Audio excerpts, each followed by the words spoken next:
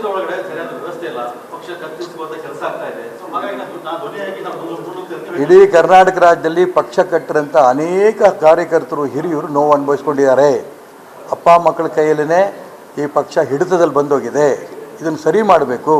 ಅವ್ರು ಬೇಕಾದವರು ಟಿಕೆಟ್ ಕೊಡಿಸ್ತಾರೆ, ಅವ್ರು ಬೇಕಾದವ್ರನ್ನ ರಾಜ್ಯ ಪದಾಧಿಕಾರಿಗಳು ಮಾಡ್ಕೋತಾ ಇದ್ದಾರೆ. ಇದನ್ನೆಲ್ಲರೂ ನೋವಲ್ಲಿ ಹೇಳ್ತಾ ಇದ್ದಾರೆ. ಅದಕ್ಕೆ ಕೂತು ಚರ್ಚೆ ಮಾಡಿ, ಯಾಕೆಂದರೆ ವಿಜೇಂದ್ರ ರಾಜ್ಯದ ಅಧ್ಯಕ್ಷ ಆದ ನಂತರ ರಾಜ್ಯದ ಪದಾಧಿಕಾರಿಗಳ ಪಟ್ಟಿ ಬಿಡುಗಡೆ ಆಯಿತು. ಆ ಪಟ್ಟಿ ಬಿಡುಗಡೆ ಆದ ಕೋರ್ ಕಮಿಟಿ ಸಭೆಯಲ್ಲಿ ನಮ್ಮ ಈ ಬಸವರಾಜ ಬೊಮ್ಮಾಯಿ ಕೇಳಿದ್ರು, ಯಾರನ್ನೂ ಕೇಳಿದ್ರೆ ಪಟ್ಟಿ ಬಿಡುಗಡೆ ಮಾಡಿಬಿಟ್ರಲ್ಲ, ಸರಿನಾ ಇದು ಅಂತ, ತಪ್ಪಾಯಿತು ಅಂತ ವಿಜೇಂದ್ರ ಹೇಳಿದ್ರು. ಇದೊಂದು ಉದಾಹರಣೆ ಹೇಳ್ತಿರೋದು. ಹಾಗಾಗಿ ಭಾಳ ಜನಕ್ಕೆ ನೋವಿದೆ.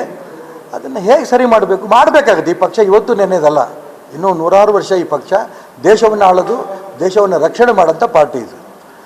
ಹಿರಿಯರೆಲ್ಲ ಇದ್ದಾರೆ, ಕೂತ್ಕೋತಾರೆ.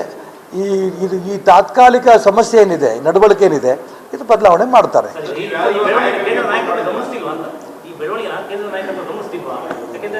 ನಾನು ಗಮನಿಸ್ತಾರೋ ಬಿಟ್ಟವರೋ ನನಗೆ ಗೊತ್ತಿಲ್ಲ. ನಮ್ಮ ಕಾರ್ಯಕರ್ತರುಗಳಿಗಂತೂ ನೋವಾಗಿದೆ.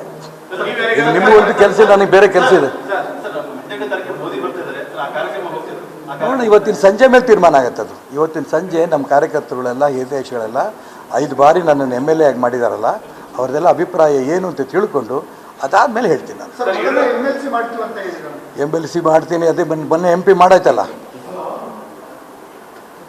ಕೊಪ್ಪಳದಿಂದ ಹಾವೇರಿಯಿಂದ ಟಿಕೆಟ್ ಕೊಟ್ಟು ಗೆಲ್ಸೋದ ಜವಾಬ್ದಾರಿ ನಂದು ಅಂತ ಸರಿ ಹೇಳಾಯ್ತಲ್ಲ. ಈಗ MLC ಮಾಡ್ತೀನಿ ಅಂತ ಹೇಳ್ತೀರಲ್ಲ, ಯಾವ್ದು ನಂಬಲಿ?